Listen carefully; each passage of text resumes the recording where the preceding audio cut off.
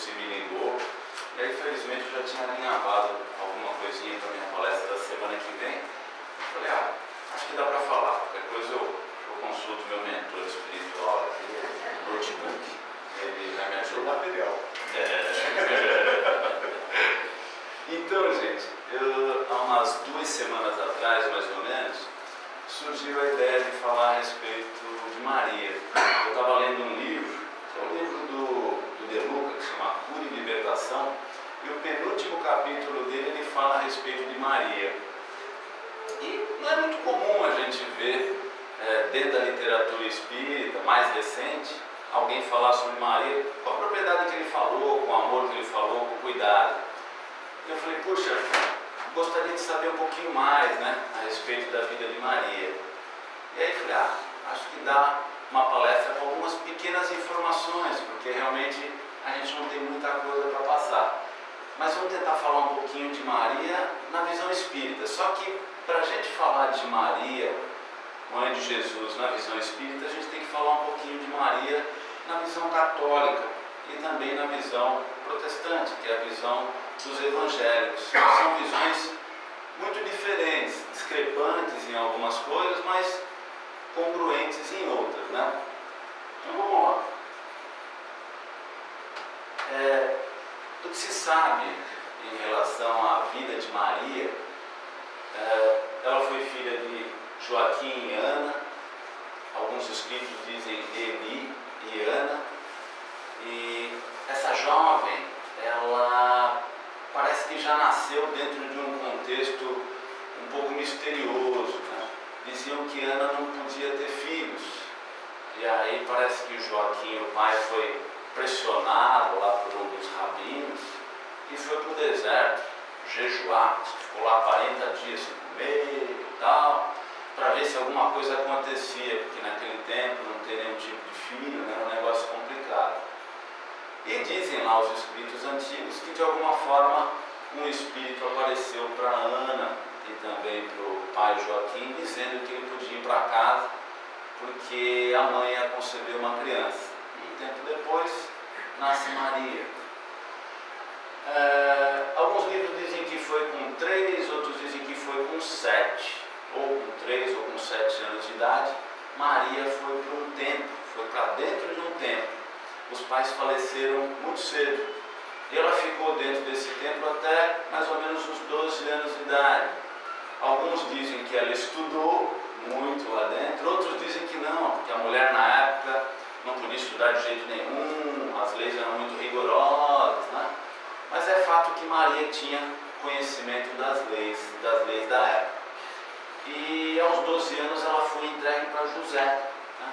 Que era seu marido, seu noivo na época, foi entregue para José com 12 anos de idade, naquele tempo era assim que funcionava, e José era bem mais velho. E segundo o que se descreve também, já no noivado, o marido já dava um dote, né? Comprava a noiva, entre aspas, né?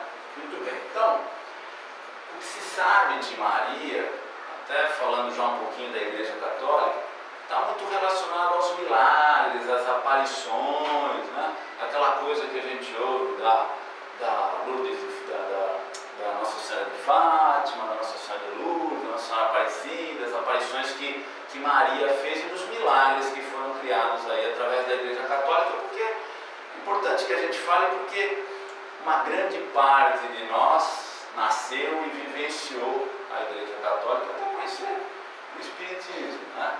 Então, os relatos, eles não são muito claros. Então, a própria Igreja Católica, ela fala de Maria de uma forma, mas não traz relatos da antiguidade, da origem, né? E dentro da visão espírita, a gente procura saber o quê? O antes, né? Quem foi esse espírito? O durante, como é que ele se comportou aqui na Terra, e o depois, né? Então, a visão espírita, ela nos dá essa possibilidade. A gente vai falar um pouquinho lá para o final. Bom, sobre a ótica católica, o que a gente tem de importante, né? A tal da Santíssima Trindade, né? A coisa do Pai, do Filho e do Espírito Santo, né? Que a gente ouve falar. Maria significa uma coisa muito grandiosa dentro da Igreja Católica, tanto que a Igreja Católica ela entende que se fez Deus em carne, né? Então, se Jesus se fez Deus, e Deus é Jesus, e Maria é mãe de Jesus, então Maria é mãe de quem? De Deus, né? Então o negócio é violento, né? Isso dá uma santidade para Maria inimaginável, né? Maria, mãe de Deus, Santa Maria, mãe de Deus, como diz Ave Maria, que a gente reza diferente, né? Nós espíritos, Maria, mãe de Jesus. Então, coloca Maria num pedestal muito grande, muito alto, né? Bom, no que diz respeito à questão da virgindade de Maria, se Maria foi ou não concebida, a gente não pode entrar muito no mérito da questão. O que existe, gente, são muitas hipóteses, né? Existe uma visão do ponto de vista espírita, mas existe a visão do ponto de vista da Igreja Católica, que era o quê? O sexo naquele tempo era algo pecaminoso, né? Então a gente precisava encontrar uma pessoa que não tivesse tido contato nenhum com o sexo, que fosse virgem, desde o momento que nasceu até o momento que morreu. E a Igreja Católica prega isso, né? Esquece-se que Maria e José tiveram outros filhos, também segundo a Escritura, mas, né, existe aí uma contradição, existem hipóteses. Então a gente partindo desse pressuposto, né, que a Maria permaneceu virgem, se coloca lá, dentro dos preceitos, dentro das encíclicas do Vaticano, que Maria é a mãe da Igreja e também é a mãe da humanidade, levando toda essa responsabilidade de Mater Dolorosa, né, daquela mulher cristã que veio para sofrer, né, que tem que sentir dor, que tem que sentir a dor da humanidade e que está aguardando os seus filhos num céu, que é assim que os católicos chamam. Tem um céu, tem um lugar, e Maria está lá aguardando os seus filhos desgarrados, né? Bom, pensando nesse aspecto todo, né, gente, chama a Maria de Maria da Imaculada Conceição, né? Eu não entendia, eu falava, caramba, Maria tem tanto nome, né? Maria isso, Maria aquilo, Maria da Imaculada Conceição, o que é isso? Imaculada sem mácula, né, gente? Conceição vem de concepção. Então foi uma mulher que não teve mácula nenhuma, não foi tocada e concebeu através disso. Por isso que Maria é a Imaculada Conceição. Esse tipo de abordagem, né, em relação a Maria, Mãe de Deus, traz para a Igreja Católica essa consideração idólatra, né? Alguns chamam de mariolatria, né? É uma idolatria, né, pela imagem, pela figura de Maria, colocando Maria numa posição, em determinados momentos, até maior do que Jesus, né? E é assim que a Igreja Católica vê em determinados momentos, mas depois a gente vai entender que isso também é um contrassenso, né? Então a gente tem lá a Senhora Aparecida, Lourdes, Fátima, né? Todas elas relacionadas com as aparições e os milagres que a Igreja Católica preconiza. A gente não acredita nesses milagres e nessas aparições? Por que não? Né? Os espíritos se materializam com nomes diferentes, com formas diferentes, de maneiras diferentes. Então não é lícito, não é correto que os fiéis peçam, os milagres não aconteceram? Aconteceram, de fato, né? Quem pede com intenção, quem tem merecimento, quem tem amor, não importa para o nome que pediu, né? Os amigos espirituais nos dizem que tem que haver algum intercessor, tem que haver alguém no meio do caminho para ouvir nossas preces, para levar essas preces para o mais alto. E Maria, com certeza, ouviu todos esses fiéis e realmente realizou tudo isso que vem realizando, né? Agora, o grande problema às vezes é o formato que se dá para tudo isso, a cara que se dá para tudo isso e um peso diferente que as religiões dão, né? Bom, eu já falei para vocês que em alguns momentos Maria é intercessora de Jesus. Quem aqui já assistiu o Alto da Compadecida do Adriano Suassuna, né? Muito legal, muito legal. E naquele momento eles colocam lá Fernanda Montenegro, né, como Maria, e Jesus como um homem negro, né? E Maria faz o papel de intercessora, de advogada, né? Ela pede para Jesus naquele momento que poupe aquele homem que estava fazendo tudo aquilo, porque era um sofredor, um nordestino e tudo mais, e Maria acaba convencendo Jesus. Então a gente vê que dentro dessa concepção, né, que não pode extrapolar e às vezes extrapola para a coisa da idolatria, Maria estava ali numa posição quase que mais alta do que Jesus. E essa concepção, ela realmente é real dentro da Igreja Católica. Então, nos concílios que foram feitos no Vaticano e dentro do próprio Vaticano, Maria é considerada, uma supereminência lá dentro do Vaticano. Então, assim, é uma supereminência. Então, gente, para ser mãe de Deus, né, tem que ser muito, né? Então, a Igreja Católica coloca Maria num patamar ultra elevado, né? Deixa eu ver se não perdi nada aqui. Não. Outro termo que eu também não entendia, né? Aquela coisa de assunção de Maria. O que é isso, né? A Igreja Católica diz que Maria foi assunta. Ela foi retirada aqui da terra com corpo e alma e foi direto lá para as paragens celestes, né? Por isso que tem a tal da Assunção de Maria, que não sei exatamente em que época é, mas eu queria entender o termo, né? Então, pouco se tem a respeito do desencarne de Maria, não se sabe, né? O que a gente sabe é que ninguém vai assim, né? De corpo e alma, fica o corpo, vai o espírito, né? Então tem toda uma série de concepções que a gente não compreende muito bem, e que é legal até, né? Poxa, eu agora como espírita que fui entender exatamente o que era a Assunção de Maria, o que era a Imaculada Conceição, né? Coisas que a gente ouve, entrava na missa lá quando era criancinha, e não entendia, né? Então são muitos dogmas que a Igreja Católica carrega. Para a gente não interessa tanto, mas é importante que a gente saiba que existe uma vivência e que existe uma forma de entender. E sob a ótica dos evangélicos, que são os protestantes, né? Aí a gente encontra uma atitude completamente diferente em relação a Maria. Os teólogos evangélicos pouco falam sobre Maria, né? Os registros são mínimos. Eles não entendem que Maria é uma figura importante. Eles acham que foi simplesmente a mãe de Jesus, e foi uma mulher salva como qualquer um de nós, e que ela não merece nenhum tipo de autoridade, de idolatria. Inclusive, nesse aspecto, eles são parecidos conosco, né? Os evangélicos não admiram nenhum tipo de imagem, eles não se ligam a imagens, acham que as imagens não têm que existir. Houve inclusive aquele fato, né, daquele pastor que chutou uma imagem de Nossa Senhora e gerou todo um protesto.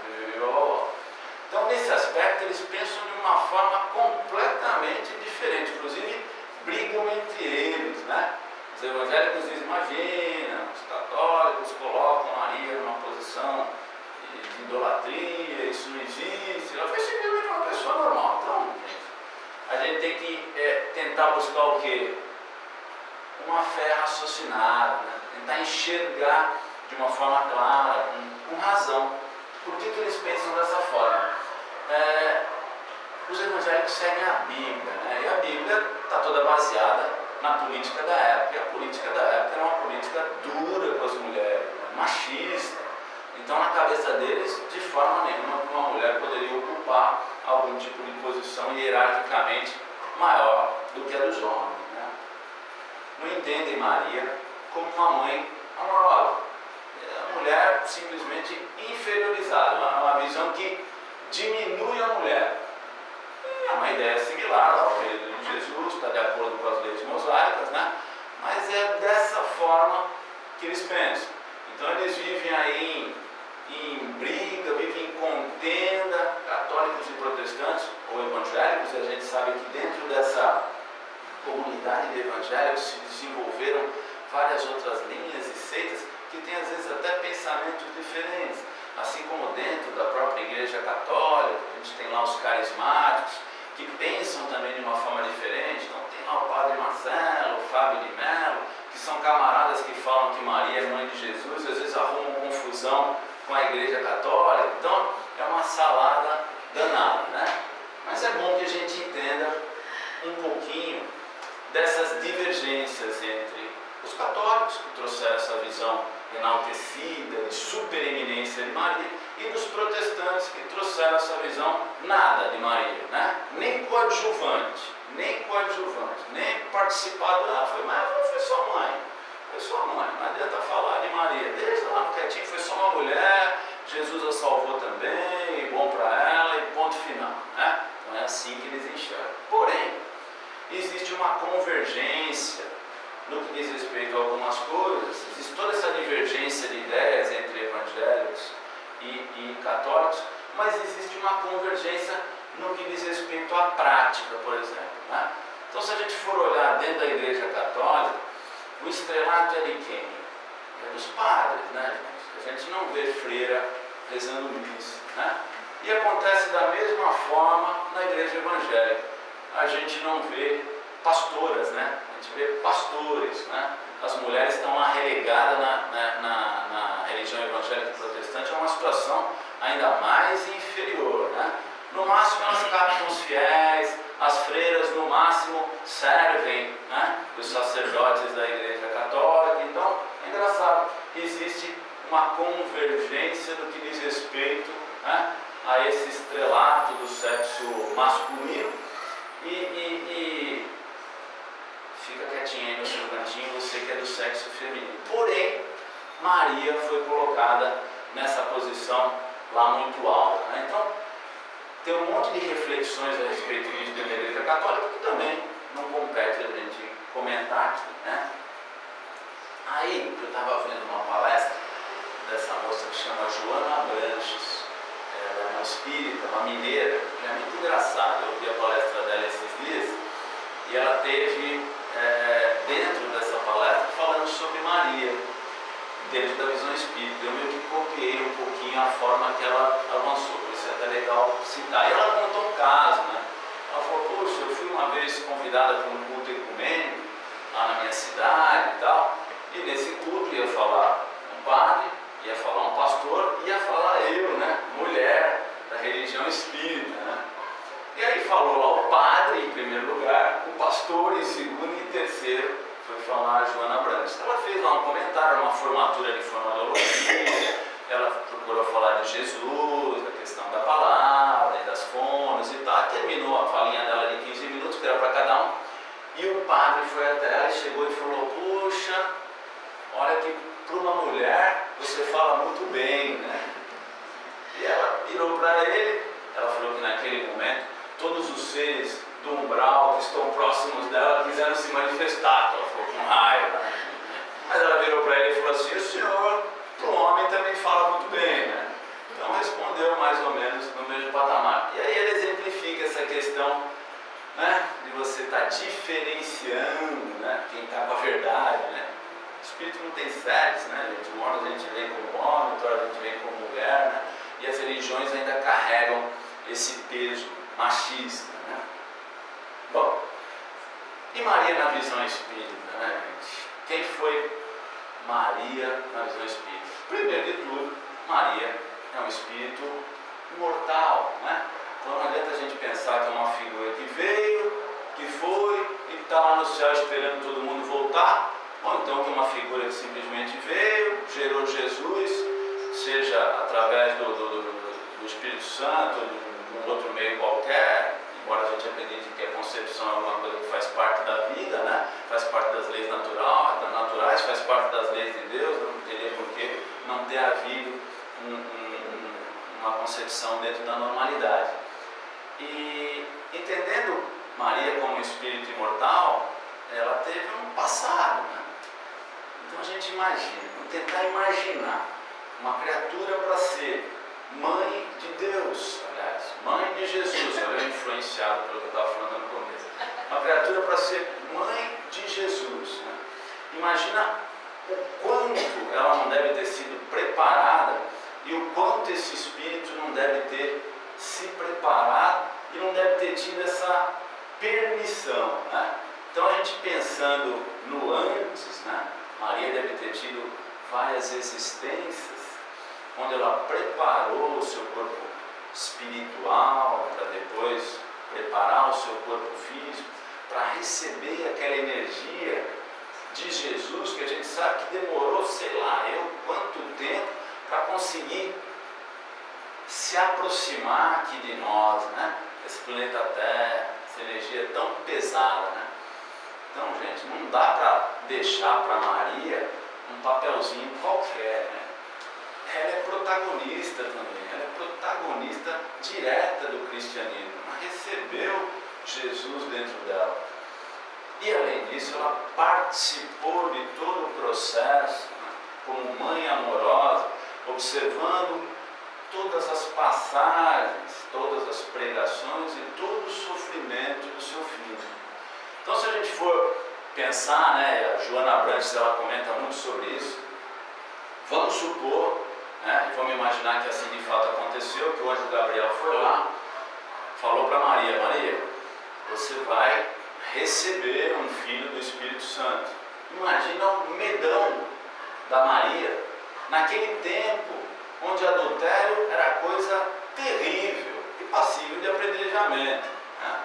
Imagina um medão, ela chegar para o marido, José, e falar: eu estou grávida do Espírito Santo, né? E ter que explicar para o camarada isso, e o camarada tem que ser compreensivo e entender, né?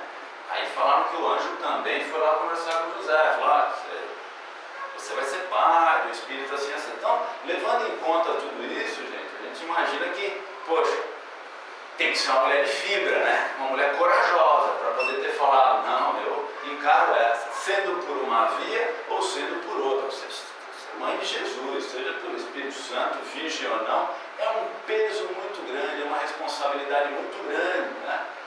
Que ela saberia que ia acontecer nessa existência. Então, estava sendo preparada para isso.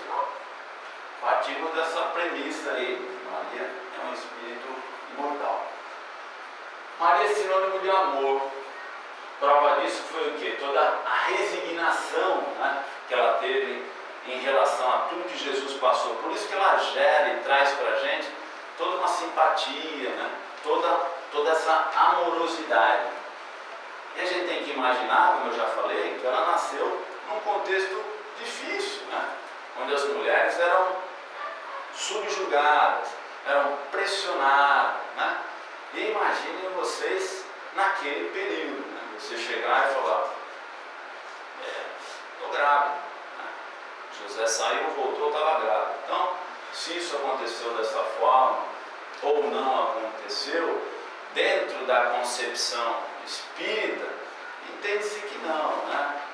Que a abordagem tinha um porquê, essa coisa da virgindade. Embora, depois eu vou ler uma fala do Richard Simonetti para vocês, num pinga-fogo que ele fez, embora existam alguns amigos espíritas que entendam que realmente a coisa possa ter sido dessa forma, que o corpo de Jesus era tão fluídico, tão semimaterial, tão fácil, né, de penetrar, né, no ventre de alguém, que de repente não precisou de uma concepção nos modos que acontecem aqui na Terra. Então, ficam aí, eu sei que você não acredita, eu também não acredito, mas tem gente que acredita, e é meu papel falar aqui, né, porque existem as divergências, né, até dentro do meio espírita existem divergências, mas a gente procura se pautar dentro daquela literatura que a gente acredita, né.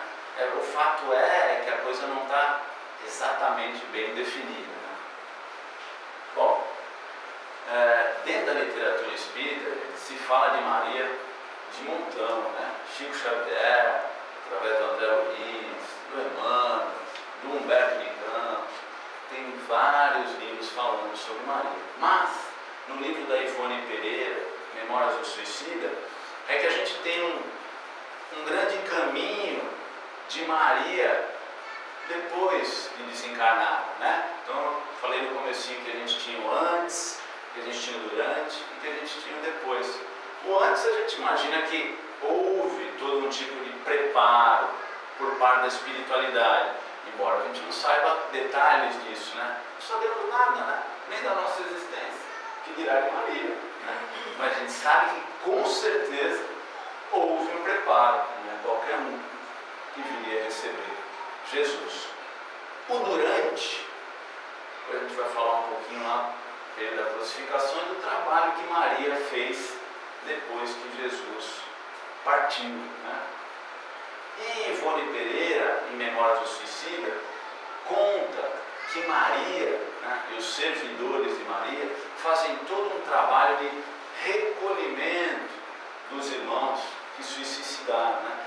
E a gente pensa, poxa, esse tinha que ser um trabalho de mãe mesmo, né? Um trabalho fraterno, que só com muito amor, né? Maria vai lá, junto com seus servidores, num hospital que existe na erradicidade, que chama Maria de Nazaré, levar todos esses irmãos suicidas, acolhê-los com amor, né? E fazer todo um trabalho aí pela humanidade.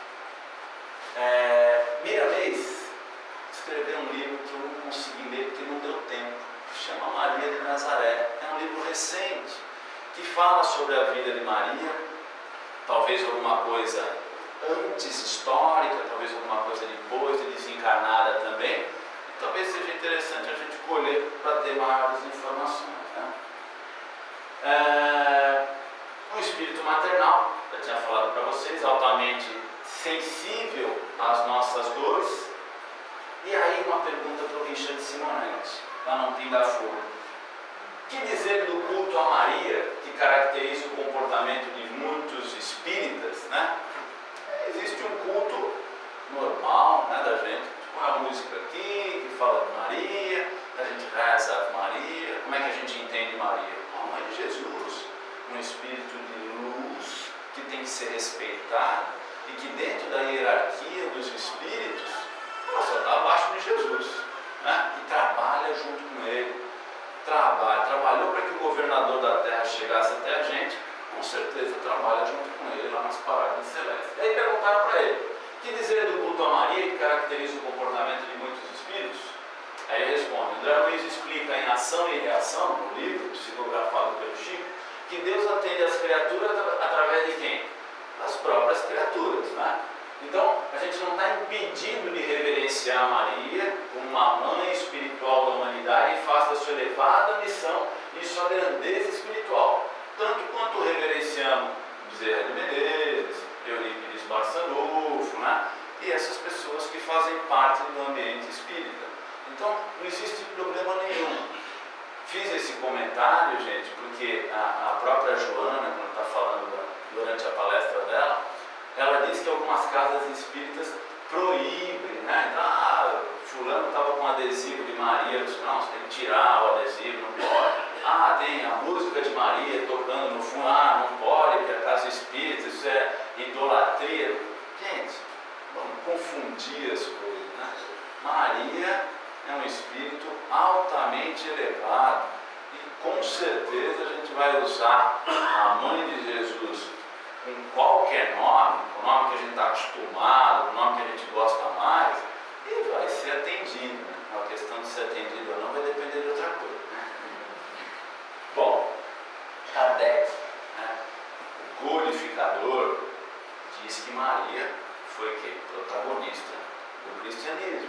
Ele diz lá na Revista Espírita, em janeiro de 1862, situa Maria como um espírito que não comprometido com as mazelas humanas, que veio de esferas superiores para quê? Para colaborar com Jesus nesse processo, né? Então, é Kardec que está falando. Maria depois da crucificação. Tem aquele trecho, né? Jesus crucificado, está lá Maria e João, o evangelista, estão juntos, e Jesus olha e fala, ele agora é teu filho, né? E Maria se junta a João, depois da crucificação de Jesus, vão para Éfeso, e lá na casa de João, eles montam a casa que foi chamada depois de Casa da Santíssima, né? Então Maria não só vivenciou todo o sofrimento de Jesus, como também deu continuidade a tudo que Jesus falava. E nessa casa eles acolhiam quem? Os pobres, os tropeados, os sofredores da época, né? Nossa casa até hoje está preservada lá, Pedrinhas, região da Turquia, se não me engano, no seu certo, da Síria, no seu certo. Aquela região lá do Oriente Médio. Está lá preservada a casinha, a casa onde Maria continuou divulgando a palavra de Jesus e fazendo o bem junto com João, o evangelista. Emmanuel diz que, o amigo espiritual que anda junto com Chico Xavier, que sempre caminhou com ele, diz que Maria é o anjo tutelar do cristianismo. É um espírito, eu tinha falado para vocês, que está só abaixo de Jesus, na hierarquia dos espíritos superiores. E aí foi feita uma outra pergunta lá para o Richard Simonetti. Nossas orações atingem a esfera de Maria quando a ela nos dirigimos? E ele responde: se sinceras e ardentes, as nossas preces sempre chegam ao seu destino. Os grandes benfeitores da humanidade, como Maria, sustentam equipes de servidores, que são chamados servidores de Maria, né? E respondem, absorvem essas preces quando lhes são dirigidas e encaminham, aí destacando-se nossas necessidades reais e evidentemente o nosso merecimento, né? Então, nem tudo vai chegar até lá, né? Dependendo da oração, como diz a Lucy, cai no pé. Mas Maria, né? Por que a gente não pode pedir? Pode e deve. Bom, estão fazendo uma análise bem neutra, né, gente? Sem paixão, pensando do ponto de vista espírita, pensando do ponto de vista de uma fé raciocinada. Quem foi Maria, né? Maria foi um espírito maravilhoso, preparado para reencarnar no planeta Terra, para receber um espírito ainda mais evoluído, seu filho Jesus. Depois do desencarne de Jesus, ela deu continuidade ao trabalho de Jesus ainda encarnado, e uma vez desencarnada, deu continuidade a esse trabalho maravilhoso, trabalhando com essas legiões, né? Legionários de Maria, os servidores de Maria, no próprio hospital que ela dirige, atendendo os suicidas e atendendo todos nós que somos filhos, né? Irmãos de Jesus. Então, a gente tem que pensar, gente, nessa trajetória dela, do antes, do durante e do depois, né? Não pensar na questão da idolatria, da imagem, não são características do nosso tipo de forma de pensar, e nem ter esse pensamento de alguns irmãos que minimizam, né, diminuem essa figura, que é uma figura tão maravilhosa para a gente, né? Essa é uma imagem que foi passada por Chico Xavier através de Emmanuel, e um pintor, um camarada que trabalhava muito com pintura a óleo, ele, através da fala de Emmanuel para Chico, Chico foi escrevendo e esse pintor foi fazendo essa pintura. Então é como se fosse uma imagem psicografada de Maria, né? Então, que a gente possa levar essa imagem no nosso coração, principalmente nessa época, né? A gente está chegando no final do ano, a gente se lembra tanto quando lembra de Jesus, né? Que a gente possa se lembrar também da mãe, né? Que nos trouxe, porque, como disse a Joana, a Branca, se não fosse Maria, Jesus não tinha vindo, né? Então, a gente faz aqui uma ode, né? Uma homenagem a todas as mães, todas as mulheres, todas as Marias, porque Maria não foi nada mais do que isso, né? Foi uma mulher, foi trabalhadora. Tem um texto lá bíblico que diz: Maria acorda de manhã, alimenta os animais, ela vai a um casamento, ela vai ao enterro, né? Ela cuida dos seus filhos.